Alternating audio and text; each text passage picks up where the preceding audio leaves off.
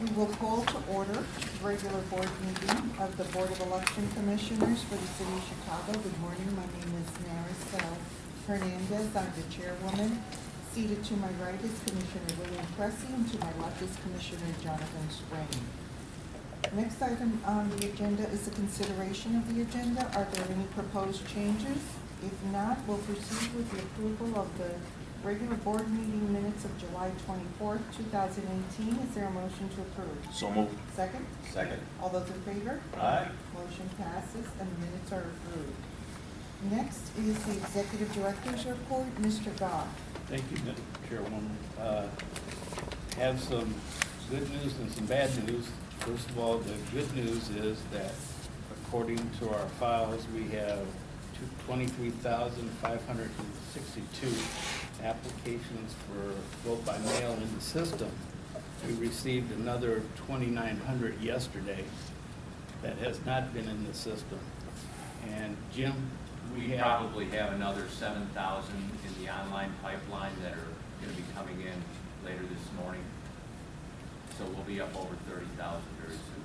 so the good news is that the vote by mail looks like it'll be a lot higher than what we expected, which is good news.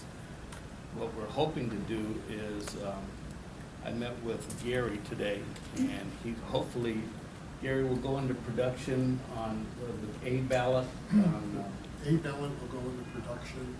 We're going to see the silver prints late today, early tomorrow morning. When those are approved, Lake County Press will probably put them on the press starting Thursday night and to start printing. We'll start seeing ballots at the warehouse and 3X data probably on Tuesday next week. So what we'll be doing is we'll have a person out at Lake County Press that will be doing quality control. So we'll have an employee of ours out there for quality control. So we're moving. Now that's the A ballot. The B ballot, we need to talk about it after the hearing tomorrow. So that B ballot has the amendment. So the referendum on there. So I just wanted the board members to be aware of that. Okay, that's good news. If I may, our vote by mail department took a look. These numbers are about 20 times higher than they were in the governor's race 4 years ago. So we're really 20 seeing times or 20%? 20 times. 20 times. Really, at this we point in had- time. Keep in mind, we didn't have an aggressive campaign, so we're looking to get more relevant numbers right now in comparison to 2016, when we did have the email campaign, because it's kind of apples and oranges.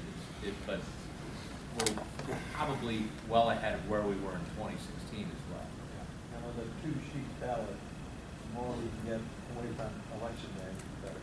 We're going to push it more. We are. Keep in mind the biggest time frame, or the heaviest number of requests, quantities, came in the final 3 weeks ahead of 2016. We're nowhere near that. Some not good news is looking at the election judges, our poll workers for election day, the numbers are dismal right now. I tried to speak to the party chair. She's busy right now, but we need to have a meeting. I spoke to Commissioner Cressy about the Republican poll workers that he will hopefully be writing a letter to. So just to let you know, we are down, and it's we're okay with election coordinators, but that's the bad news. Hopefully we'll catch up by the end of next week. On our accessibility, Bebe, how are you doing? Good. Would you take the podium and introduce yourself? Yes. Hi, this is the first time I'm here. My name is Bebe Novich. I just joined Equip for Equality, the nonprofit that CBOE has a contract with to work on voter accessibility and the Department of Justice settlement. I just joined to manage that program, and I'm about 2 weeks in, so I'd say generously to myself, I'm about 50% up to speed. So I apologize if there are things that I don't know, but I wanted to give you a quick update. We had a meeting just last Friday with some of your very hardworking CBOE staff people, Brandon and Clint and Deborah and certainly Lance and Adam. So we're working with CBOE to ensure compliance with the Justice Department settlement for the November election. A couple other things we're doing. We did some train the trainer sessions over the last few weeks where we work with CBOE to train election judges and election coordinators to make sure that they know the steps to take to ensure voter accessibility in polling places in November, and to make sure that we comply with all the things that the Justice Department Settlement Agreement requires. EFE puts together, that's Equipped for Equality, I use the acronym a little too freely. We put together groups of volunteers to survey on Election Day, and to some extent before Election Day where we need to. And we have tweaked an electronic survey model that the volunteers use. I think we did a dry run with that in the March election, but we're tweaking it so that during and after the election, we should have some really extensive data about every polling place and the accessibility measures that are in place, any problems that there are, what the temporary remedies could be, and what future permanent remedies should be. We've been working closely on a near daily basis with all of your staff people to make sure that the Justice Department is alongside all of our decisions about how to ensure accessibility. And we're also talking with Lance and others about what we do going forward to make sure we have good data on your polling places for the next couple of years, so that in the next few years, we have every single polling place surveyed, we know exactly what's going to be in place and what still needs to be in place. Did I miss anything, Lance, that you can think of? No. So I think we're working, it's only been 2 weeks for me, but everybody seems to like each other. I think we're working together pretty well. Just so you know a little bit about my background, I have kind of a long and happy background in disability rights law. After some private practice, I'm an attorney. After private practice in New York, I joined the Justice Department as an ADA enforcement attorney, and I was there, this is getting embarrassing to say, but right when the ADA went into effect, I was one of the first attorneys hired. I was there for about 13 years, got a lot of ADA experience, and somewhat more recently, after I moved to Chicago, I was the ADA policy director for Chicago Public Schools for some time, which is, Trish. So I have, that's how I got some understanding of the Chicago landscape, the disability community, accessibility issues, and as it turns out to be very important, schools to the polling process. So I think I have a fair amount to bring to this process, and the process has an awful lot to bring to me. I'm really thrilled about the people I'm working with. The people from CBOE I've worked with so far have been just wonderful, so ready to help and knowledgeable, and it's been terrific. So please let me know if you have any questions. I hope I can answer them. If not, I will go back and find out the answers and get back to you. Okay, thank you so much. Sure. Everyone have questions? Great. I have, Anything else? Madam Chairwoman, I don't have a question, but if I just may make a few comments, sort of skipping ahead to my legal report. First of all, we're very happy to have Bebe join the team with Equip, and things have been going quite well. I want to point out that we've been receiving some calls lately because of some news that I guess it really kind of flamed up out of a story out of the state of Georgia. There was a county there that attempted to, its county board attempted to shut down 7 out of their 9 polling places. And they alleged that the reason they were shutting them down was for accessibility purposes, that these locations did not comply with the Americans with Disabilities Act, so they were just shutting them down. We started getting some alarming phone calls here asking if that's what we're doing as well. Are we just going around the city and shutting places down that aren't compliant? We are trying as hard as we can with the Department of Justice and with Equip for Equality to identify those places that are not compliant, to remedy those locations, and if we can't remedy those locations, then to find new locations. The Department of Justice, in our settlement agreement, needs to continue seeing progress, and I think that by this coming November, we will not be at 100%. But we are making very good progress, not just in the numbers, but we've got new training for election coordinators, new duties for election coordinators, new guidebooks on making sure that administratively the places are set up. But the main message is that we are not shutting down locations without finding replacements. And it's the work of Equip for Equality that's helping us identify how to do that, and it's it's not a partnership, but the cooperation of us working together with the Department of Justice jointly on this. They don't want us to shut down our elections, they just want us to make them accessible. So I just wanted the public to understand that. Thank you so much. And speaking of schools, we had a meeting with Chicago Public Schools on Friday, and one of the problems or issues that came up, that we had our employees go out and survey some of the schools, and the schools would not let them in because they haven't gone through background check with the Board of A new school policy, anybody entering a school building. So we're trying to work with the CPS to work that out. So we have another meeting coming up soon, so hopefully we'll get that taken care To work that out with what regard? In what regard? of. Well, we're hoping that if we have. I hear what you're saying, and I hear Okay. implications, but I just want to make sure Well, to see kind of where we are. yeah. So Okay. when we met with the school on Friday, they're not even quite sure how they intend to enforce this new policy. So they need to figure that out. And of course, we raised our concerns. If this policy literally applies to anybody who's coming into a school building, then what does that mean about voters and election judges and poll watchers on election day? It would be unconstitutional to require voters to go through a background check to get into a place, I would argue.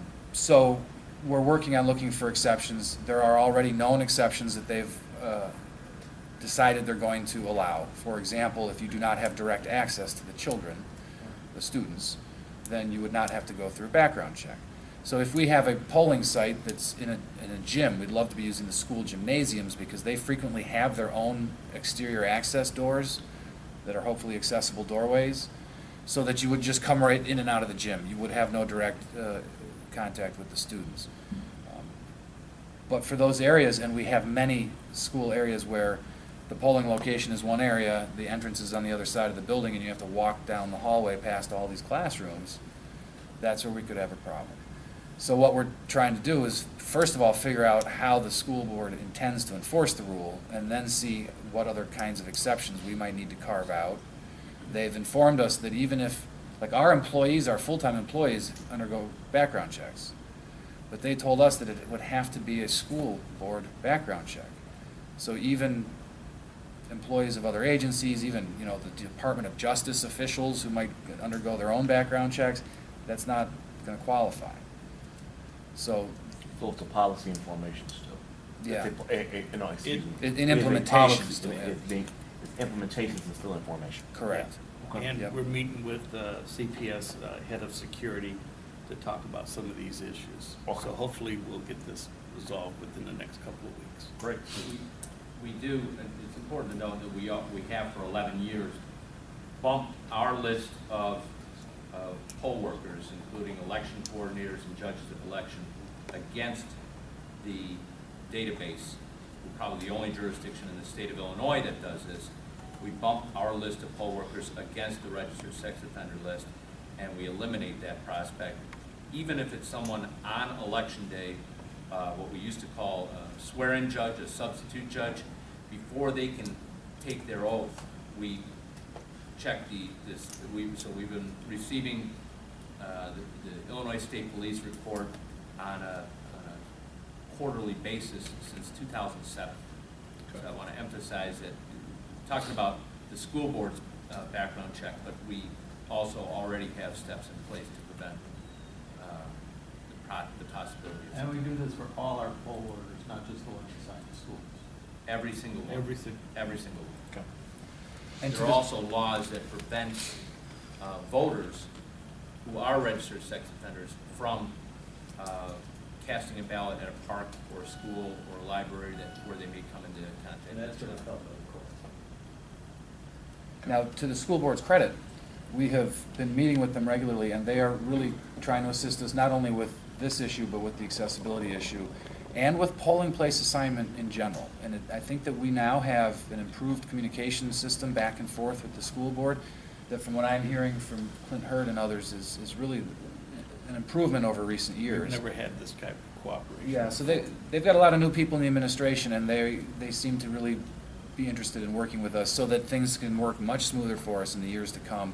We're talking about getting our polling locations really nailed down to one specific location in the school, and there has to be procedures followed to change it so that everybody will know what to expect moving forward then, and that will be very beneficial. Right.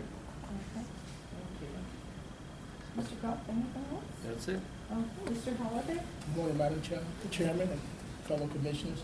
Well, first, I would like to congratulate Jim Carley and the registration department on the job well done with the reexamination of the take charge referendum, term limitation, and electing consumer advocate. As we speak, we're going through a second process of checking, re-verifying the registrations of some of the voters that appeared on the petition but had changed since they signed the petition. So there's 10 teams, and that's in process as we speak.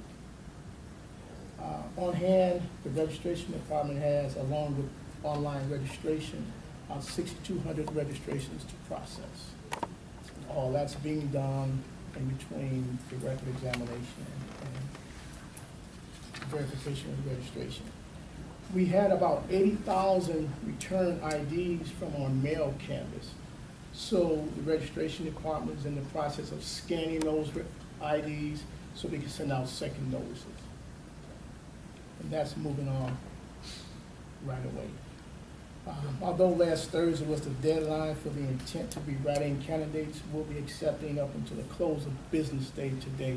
Any event, something got lost in the mail, we will receive those up until the close of business day today. Yesterday, our Human Resource Department began accepting applications for early voting judges. Had a pretty good turnout yesterday with that. Community Service has begun training election coordinators for the upcoming election. They're about 70% done with their training. And lastly, on today, our language translators will begin recording the audio ballot for the touchscreens for election day. Mr. Allen? Good morning, Commissioners. Just as background on the vote by mail program, our goal for this election, in 2016, we handled approximately 100,000 applications and received back voted by mail, upward of 80,000, 88,000. Some people elected to instead vote in person in early voting or election day. So we did about 100,000.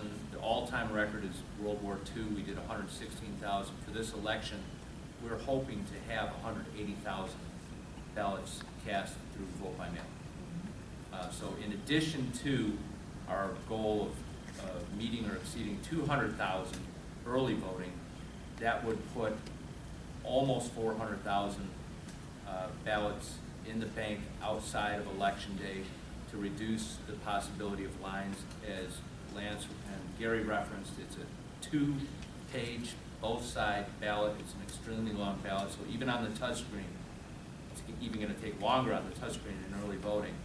You're looking at 18 screens of voting.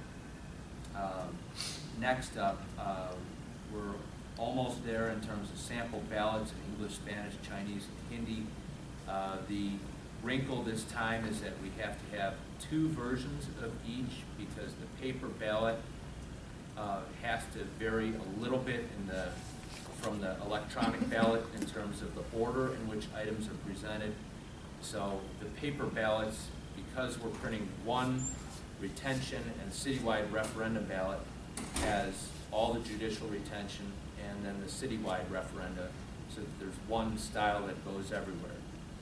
And then the first page of the printed ballots is going to be candidates and local referenda, such as an effort to create a mental health services district on the north side. So, and then on the touch screen, it's going to go candidates, retention, and then citywide referendum and local referendum.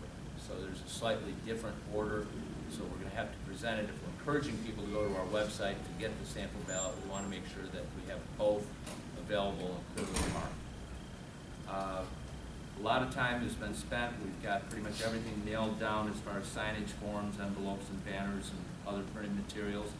We're preparing also for the October 1 and October 2 forums, meetings with the Illinois Campaign for Political Reform, where we anticipate a presentation from Denver about their extensive vote-by-mail program, along with vote centers, and we're going to talk about expanding the use of vote-by-mail. Will there be someone from Denver be here in person or be Skype? No, the goal is to have the former election administrator from Denver here in person. I believe she's committed to, I'll double check that with the Illinois Campaign for Political Reform, and that's Amber McReynolds.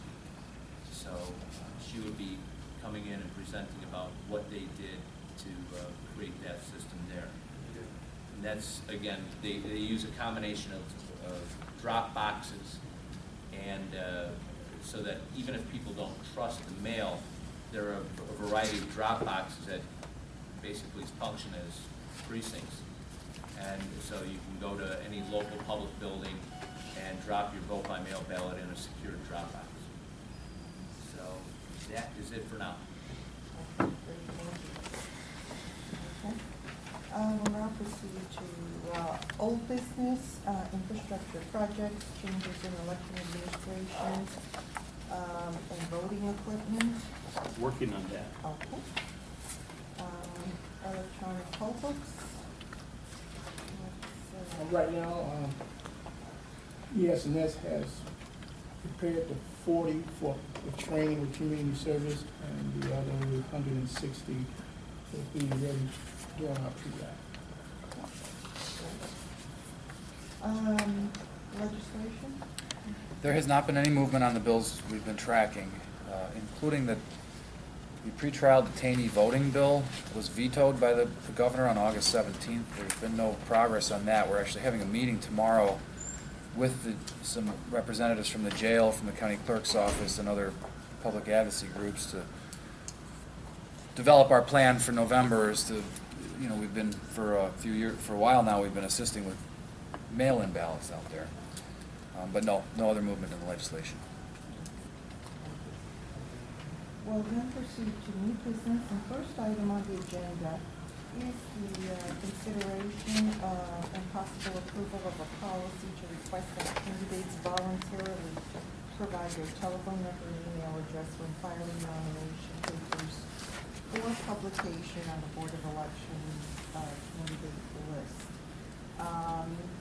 And we had discussed this at a prior meeting. That's correct. We had a representative from the Better Government Association that came to our meeting and suggested that we adopt a policy like this that would help with public outreach, the public having access to the candidates. Mm-hmm. Right, and we considered it, and we have a resolution before us, and let me read the resolution.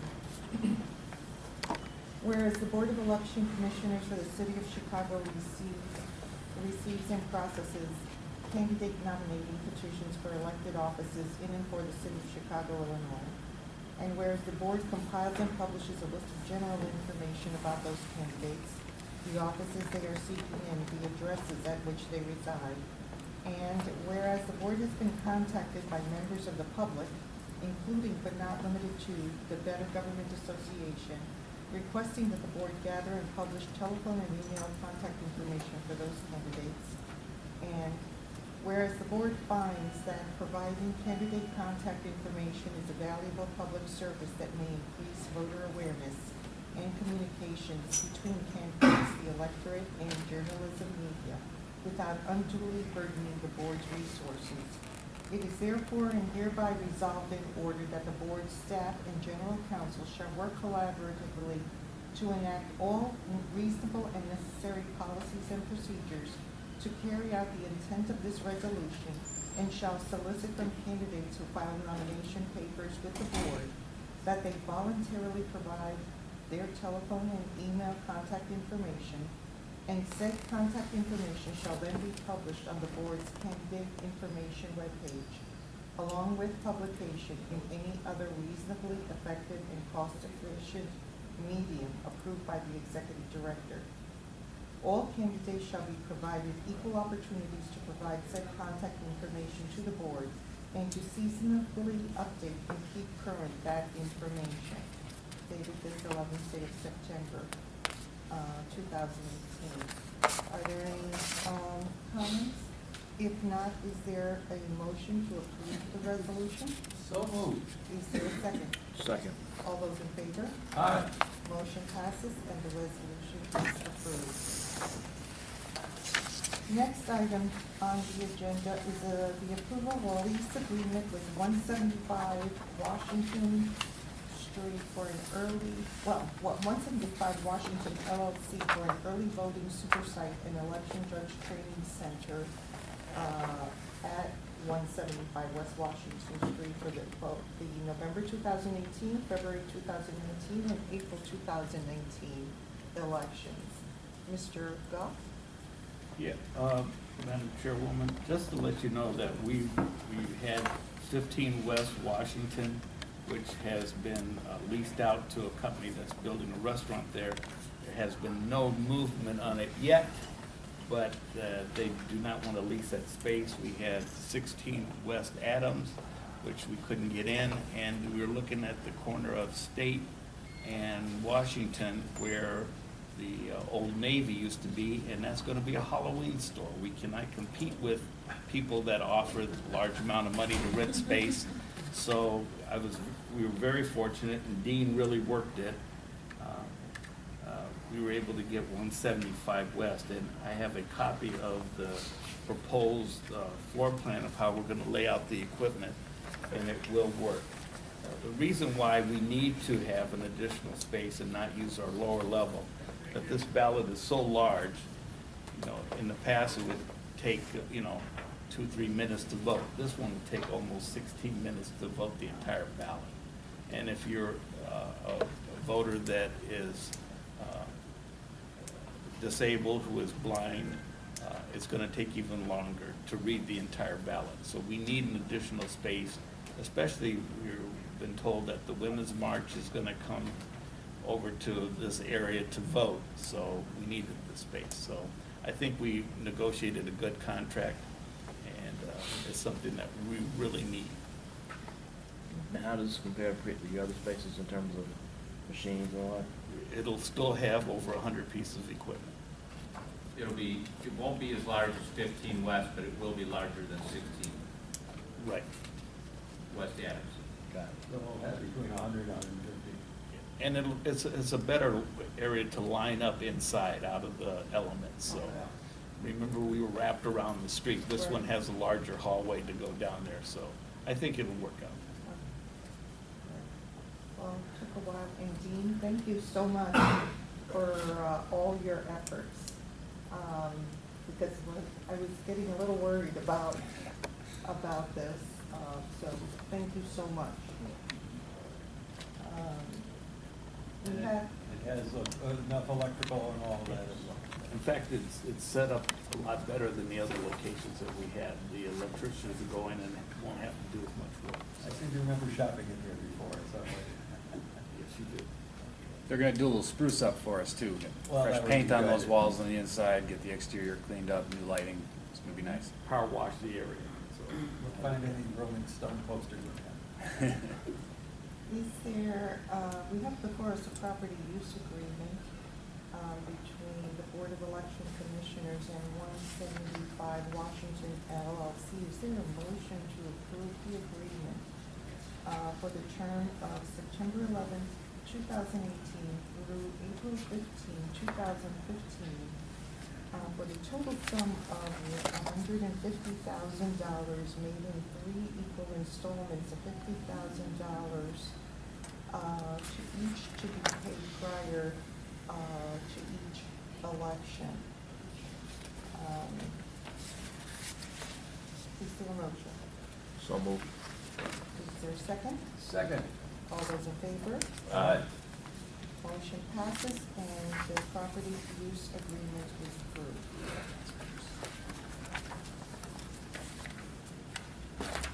Next item on the agenda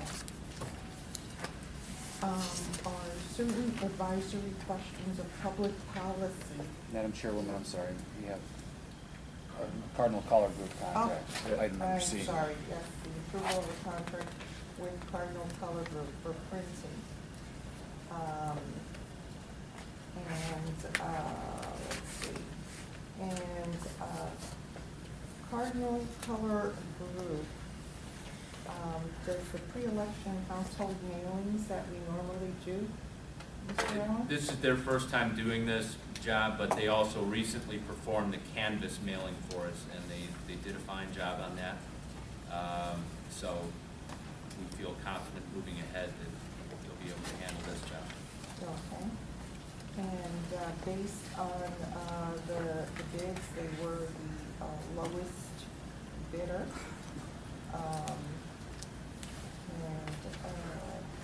This is, the term of this contract is from September 11, 2018 through September 10, 2019, a one-year contract, in the amount of $40,100.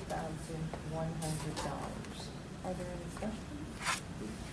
If not, is there a motion to approve the contract with Cardinal Color Group in the amount of $40,100? So moved. Is there a second? Second. All those in favor? Aye. Motion passes and the contract is approved.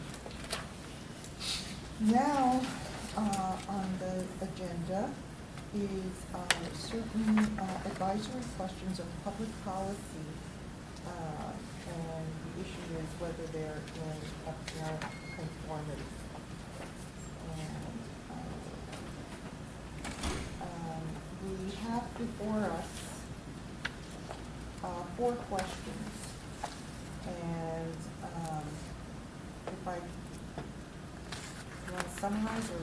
Yeah, you want? Sure. Yes, thank you, Madam Chairwoman. So we received, I believe, over 40 different petitions for referenda at the ward-wide or precinct-wide level. The staff has undergone its routine apparent conformity check, has identified 4 petitions that, for which they did not submit the minimum required number of signatures, and that's the issue that applies to all 4 of these petitions here today, is just simply not having filed enough signatures.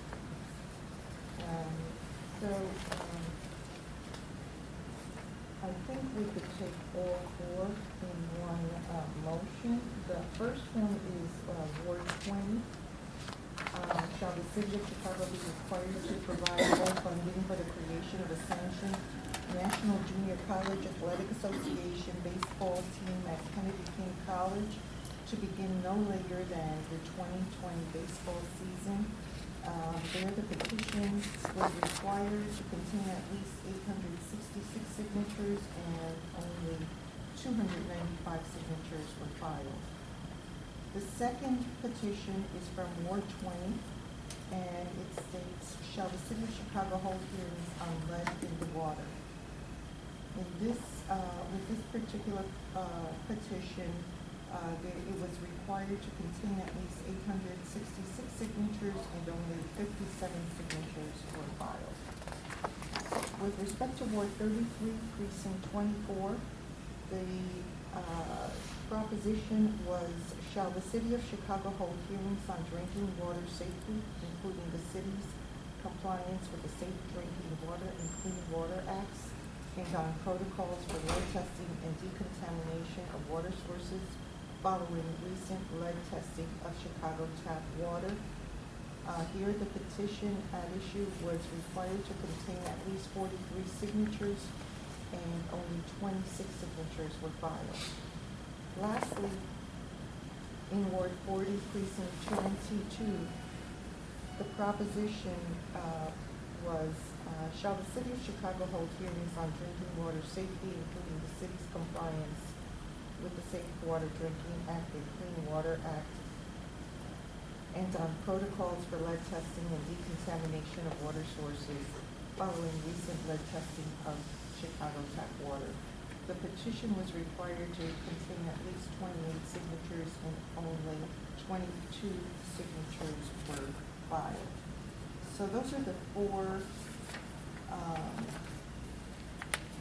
petitions at issue. Given the fact that the signature requirements were not met in each, is there a motion to find that these petitions are not in conformity with the mandatory election code provisions, that the requested public petitions not be certified to the ballot, and further authorizing our general counsel to draft and serve the official notices to the petition proponents within 2 business days? So moved. Is there a second? Second. All those in favor? Aye. Motion passes.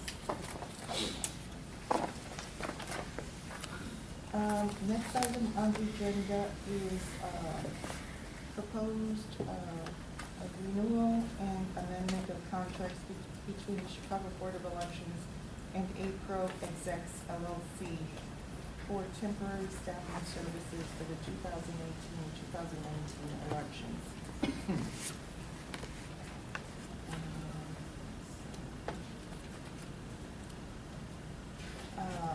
Laurel? Now, these are amendments to the contracts that we previously approved, is that correct? That is correct. Okay.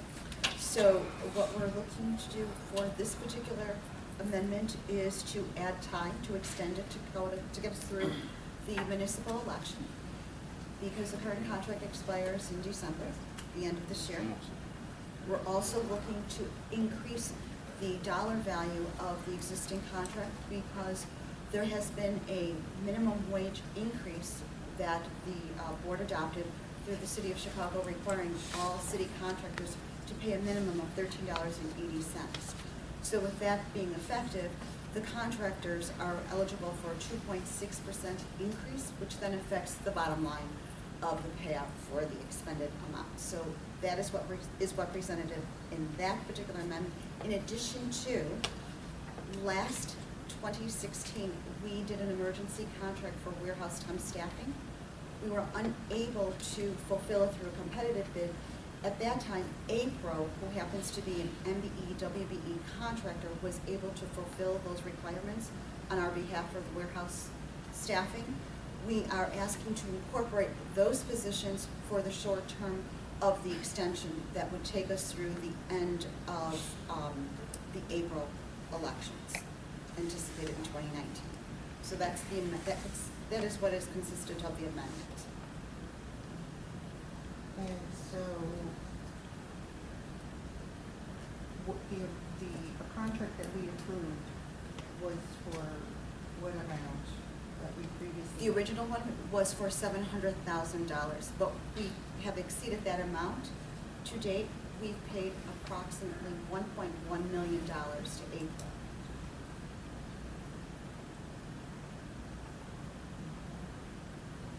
And do you think that 1.5 is going to adequately?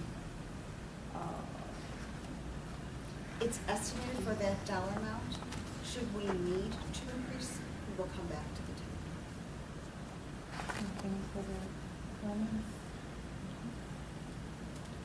And in terms of the contract, except for the rate, Mr. Lasker, remains the same as the one we approved? The other terms remain the same. It's right. The original contract does also talk about the increase for the minimum wage, so we're just, that's the purpose of the amendment, and then it's an extension. So everything else stays the same. Are there any questions? If not, is there a motion to approve the amended temporary staffing services contract with APRO for the period through April 30th, 2019, in an amount not to exceed $1,500,000? So moved. Is there a second? Second. All those in favor? Aye. Motion passes. And the contract The amendment is approved. Next on the agenda is the renewal and amendment of a contract between the Board of Elections and Mac and Associates Limited for the 2018 and 2019 elections. Laurel? Yes, this is a continuation of what was previously addressed as far as temporary staffing. This contract is the secondary contractor, who also is a WBE. And so there are certain areas that APRO is able to cover for administrative positions, and then MAC is our second backup for fulfilling the inabilities that APRO has not been able to. This also is a request for an increase to their minimum wage due to the increase in the wage, and this also includes the time extension to cover the municipal election through April 2019. Okay.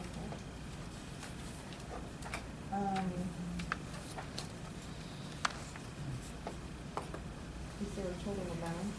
This one does not need to be increased. This contract was originally awarded for $300,000, and we have not exceeded that dollar amount. Okay, so the purpose of this is just to clarify that the minimum wage has been increased to $20.79 per hour Correct. for anyone we would contract with under this Mac and Associates agreement. Yes. And again, Mac is the backup for. Yes, they are. APRO, so. Yes. Okay. If there are no further questions, is there a motion to approve the amendment to the temporary staffing services contract reflecting a minimum wage increase of $20.79 per hour for the 5-month period of this agreement from December 1st, 2018 through April 30th, 2019. So moved. Is there a second? Second. All those in favor? Aye. Motion passes. Thank you. Next item on the agenda is a legal report. Mr. Lasker? Well, on Monday morning, hearing officer Barbara Goodman for our electoral board served her recommended decisions on the parties for the pending electoral board cases involving the citywide referendum questions.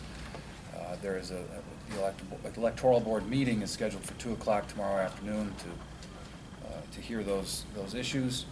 As Mr. Holliday reported, they're continuing on a secondary analysis of the registration records. So we expect to be moving forward with that case as well pretty soon. Segovia is the lawsuit we're involved with. It's up at the Supreme Court right now on a petition for writ of certiorari. The plaintiffs are challenging the federal law and state law that deal with your voting rights when you are a citizen and a resident of the state and then move to certain U.S. territories. We expect to hear by the end of this month to hear back from the court as to whether they accept our letter as a response or whether they would want a more substantive response. Again, we've asked the Attorney General's office to defend the state law, but they're declining that opportunity. I think also since our last meeting, U.S. District Judge Diane Bucklow has dismissed the lawsuit of Acevedo et al. Versus the State Board of Elections. We were also a defendant in there, a nominal defendant, along with the county clerk's office. A group of candidates had challenged the county-wide signature requirement for nominating petitions. With the dismissal, she ruled in favor of the State Board of Elections motion to dismiss, and so has upheld the signature requirement. I ran into one of the attorneys for the plaintiffs in our lobby not long ago, and he said that they're considering an appeal, but nothing's been filed yet. We've been working towards preparing for candidate filings for the 2019 election. I've met with all the staff members that are the key players in coordinating what is a pretty large event here.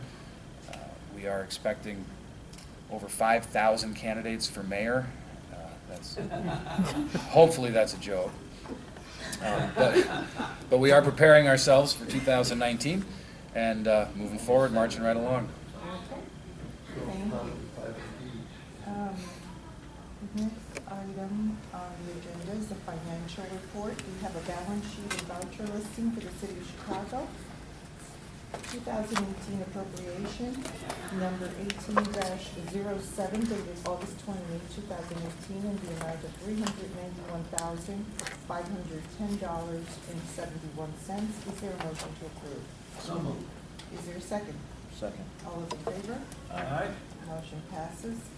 The next item is balance sheet and voucher listing for the County of Cook, 2018 appropriation, number 18-07, dated August 28, 2018, in the amount of $1,118,394.44. Is there a motion to approve? So moved. Second? Second. All those in favor? Aye. Motion passes. Next item is public participation, and we have Ms. Tobin, Claire Tobin from the Illinois Ballot Integrity. Good morning, Ms. Tobin. Oh, good morning. I'm Claire Tobin from Illinois Ballot Integrity, and I'm here to talk a little bit about the mayoral term limits referendum. And just that we participated in the records examination of the 40,000 challenge signatures out of the more than 86,000 that were submitted.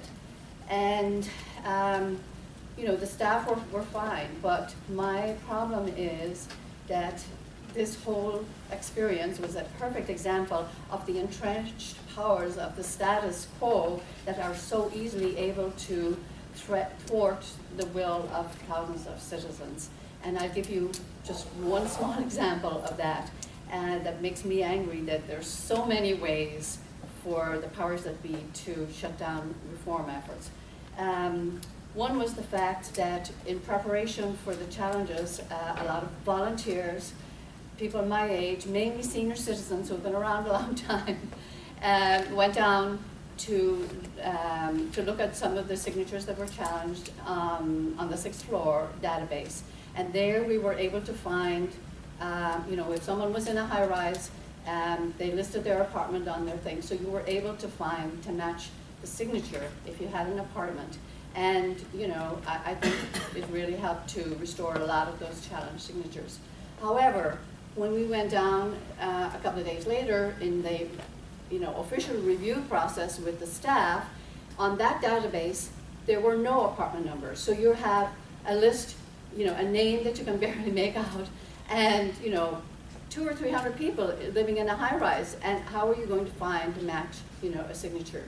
And they said, oh, we don't have the apartments listed. So this is just one example of a simple thing that could have restored the will of thousands of petition signers, and because of the way the powers that be arranged the system, it was not possible.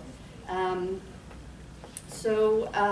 know, that was just one example. And then the other example, of course, is the fact, which is outside of your control, that City Council put 3 bogus advisory referenda on the ballot. And you know how many, he said there were 40 submitted advisory referendum. So the whole point is that a binding referendum about the structure of government, which deals with term limits question, should take precedence over these, you know, bogus. I mean, it's such everybody knows that that the people are being shut out. So I would plead to the Chicago Board commissioners to really take that into consideration, that the people want to be heard, and the Constitution provides the provision for a change in the structure of government. So before you take your decision tomorrow, I would ask you to listen to the people, let the people decide. Thank you. Well, Ms. Tobin, I just want to tell you that, you know, each of us has taken an oath to follow the law, you know, of the state of Illinois, and as the election authority here in Chicago, and I've never wavered from that. I know, regardless of my personal opinions on an issue or a candidate, I'm bound to follow the law, and for, you know, whichever way it goes tomorrow, you know, we will be doing that. Okay. Ms. Tobin, on that first point, I was wondering if the general counsel could comment as you know, it may not be the powers that be that set it up that way. It's very often, these are things that happen, and we appreciate them brought to our attention, so maybe we can make a fix to it, so. Thank you, I hate Commissioner. using the We- word fix. Yeah, we don't fix things, but we did bring a remedy to this, so Mr. Holliday will jump in if I'm incorrect. So what the issue is we have our actual voter registration database that we layer upon layer of security for the actual voter registration database. We have a separate system that was jointly created with the county clerk's office that we use for the records examinations on electoral boards. We draw the data, certain data, out of our registration database into what we call the JPP system, which is where we do the records exams. It had been that we could not search by apartment unit number in the JPP system for electoral board record exams. But it's my understanding that in the course of this records exam, when this issue was brought to our attention, we actually had our computer programmers go in and create the ability within the JPP system to search by addresses. So I believe that by the time, even during the records exam still going on, we were able to make that change? No, well, Okay. we were always able to search by address, but But the what unit they number. requesting was by apartment. Yeah.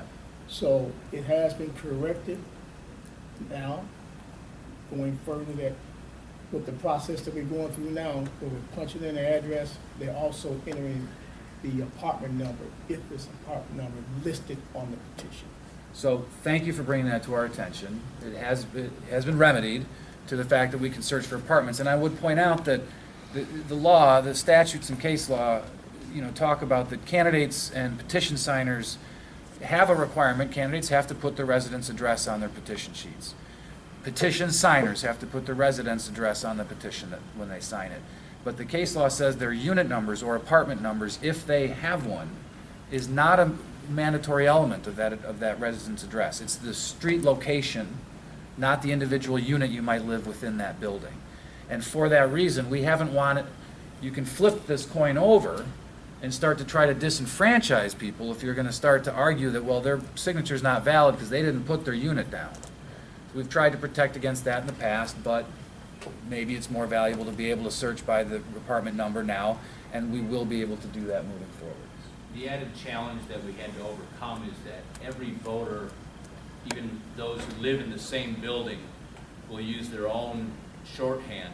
They may do hashtag 1050, APT 1050, APT period 1050, unit 1050. So there's not a lot of uniformity. Some people don't include a unit number at all because they're doing this at the driver's license facility and they don't want to put a unit number on their driver's license. So that in turn, this is it's an interesting item that we have to deal with also on mass mailings to try to clean up but not change people's registrations. So that's one of the wrinkles that the programmers had to deal with, but we are addressing it. So at least this is this, it's not the powers that be trying to disenfranchise, it's a computer system situation that we have addressed because of the issue being brought to our attention, and I thank you and the others like you who come out and do this and bring these things to our attention. Okay, thank you. Thank you. Next, public speaker is Laura Chamberlain. Good morning, Good morning, how are you? and you're from Clean Cook County. Yeah, Clean Cook County. Justice Brett Kavanaugh has nothing on me. I have my articles, my Constitution, Illinois State Constitution, which is the law of the land, I do believe. And in Article 7, the citizens have the right to pass petition for referendum. And I believe that your very knowledgeable lawyer, Mr. Lasker, could find a difference in the Illinois state law between binding and non-binding referendum.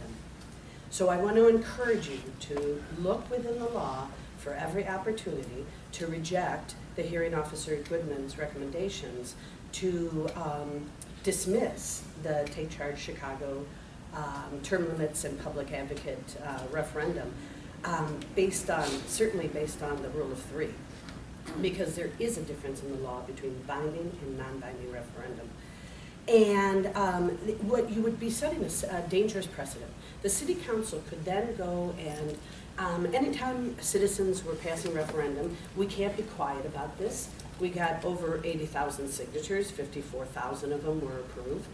Anytime that they would want to preempt the citizens, all they can do in the last moment, pass bogus, non-binding referendum. And they knew it, and they totally knew it. And don't worry, we're going to be reading the City Council of the Riot Act on this one as well. But I want to encourage you, don't help set this dangerous precedent that the City Council can override the will of the people and their constitutional right to binding referendum to change the structure and function of their local governments. Thank you. I believe that is it for public comment for today. Mr. Lester, is there a need for executive session? Not today, thank you. No? Okay. If there is none, then I would entertain a motion to, is there any for a meeting next week? Not at this time, but At this if time. a call the chair, we need to, because we're getting closer Right. to election day. Yes, we'll be doing one a week, so. Okay. Is there a motion to adjourn until our next regularly scheduled meeting on September 25th, 2018? So moved. Second? Second. All those in favor? Aye. Motion passes, and we are adjourned. Thank you.